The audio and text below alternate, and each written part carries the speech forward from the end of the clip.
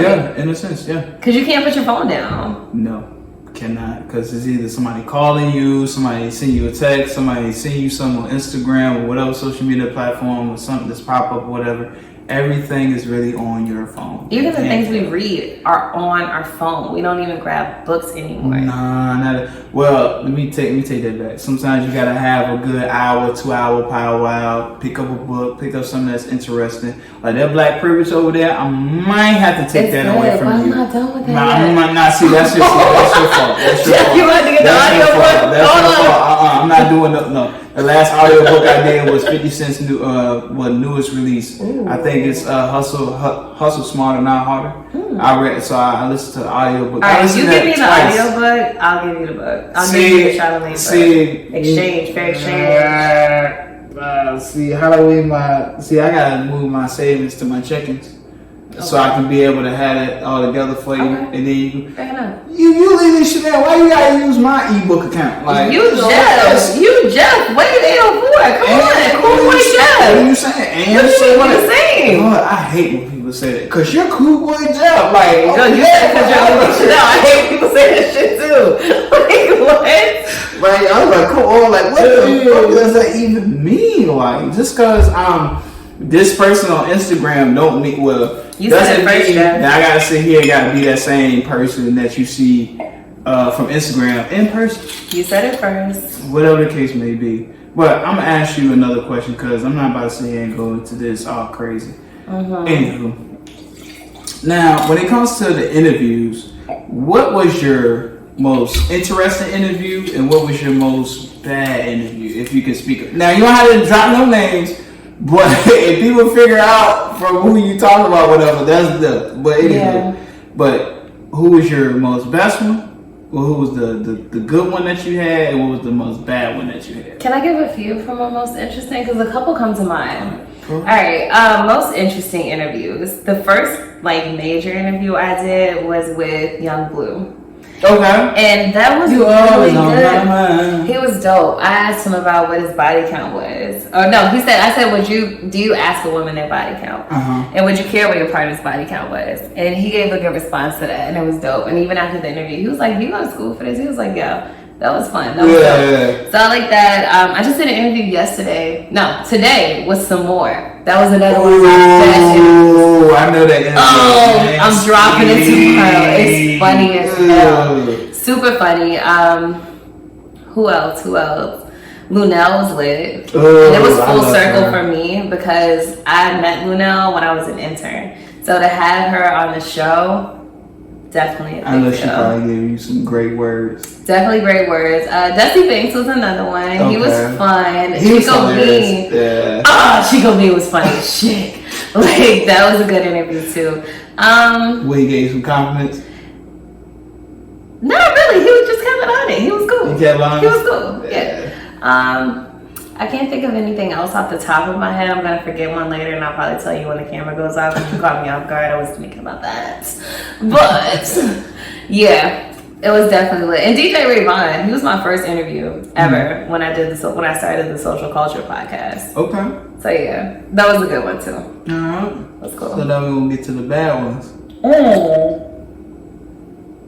Yeah, see. Go ahead, sip your wine. Gotta sip for that. Yeah. I don't think I've ever had any bad interviews. I don't, Jeff. Because here's my thing. We both said this. I think we have a gift. It might be a Sagittarius thing. Where you can look, you like that one. You like that one. Where I think we can get people to talk to us. People feel comfortable around us, just to have a conversation. So I can't really say I've ever had a bad interview. I'm just keeping 100. I really don't. Because everybody feels comfortable. Everybody's cool, chill. I interviewed Sean Wayans, and I thought that shit had to be fun. I thought it was gonna be dry. He was cool as shit. Interview Aries Spears. I thought it was gonna be controversial, wild, super cool. Yeah. So everything's always worked out the way I wanted it to. It's never been those wild, awkward joints where you crickets. Hope this interview's over soon. Hey. Nah.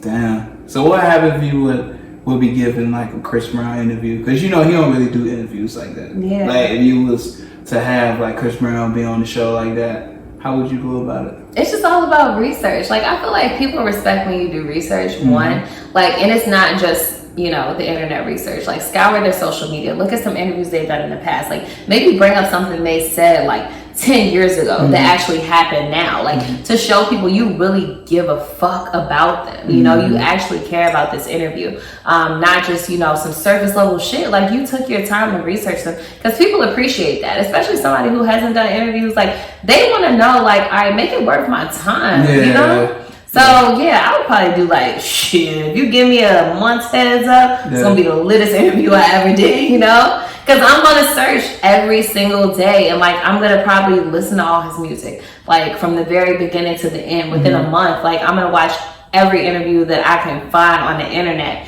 Like everything that I find interesting, write that shit down and like go over my notes, look at this shit and be like, okay, this.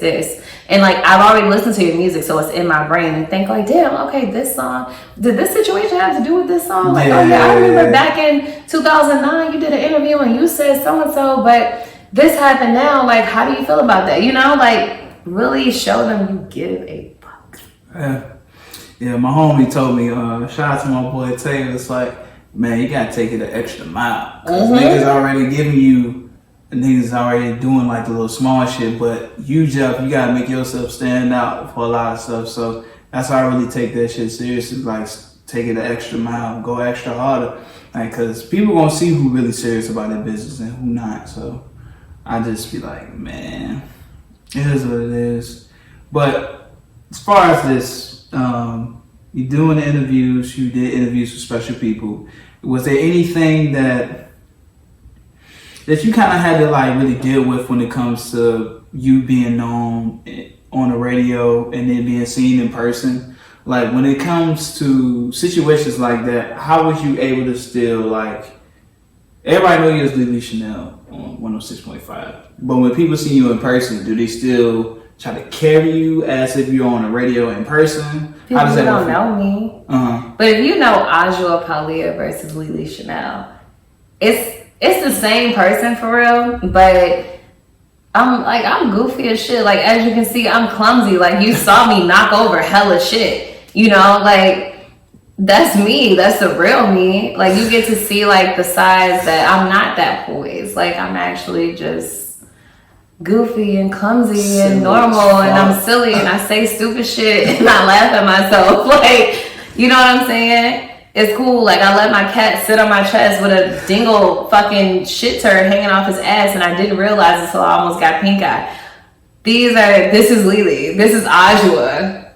This shit wouldn't have happened if that would have happened. I'm not gonna hold you. Yeah. I hate y'all from have to cancel. Yeah. Like, so, I think Lili Chanel is just more of a poised person because I'm more serious about that version of myself. So you get to see, like, the serious side of me, but you still get a glimpse of my personality because it's still conversational. It's still cool. Like, I'm still the homegirl, but you think of me like, damn, okay, like, she's on her shit. In reality, I'm goofy as fuck. In reality, like, I don't always have it all together, But I think that's the humanistic side to it. So that's all it is. I don't really feel like it's like an alter ego, like some Beyonce, Sasha Fierce shit. You feel me? Yeah. It's not that.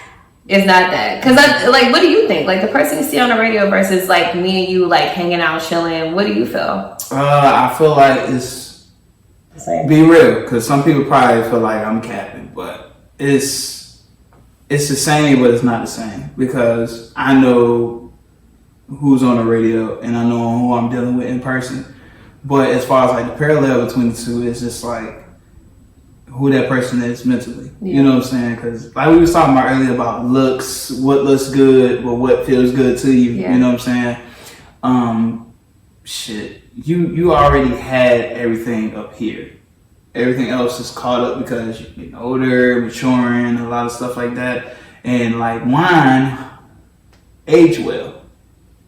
That's it. Yeah. Yeah, the parallel, like you said, I think You said it nicely, but honestly, what you're really trying to say is that like that matter between those parallels is just a whole bunch of bullshit. Like me and my bullshit is the difference between Oshawa and Lili. That's you. But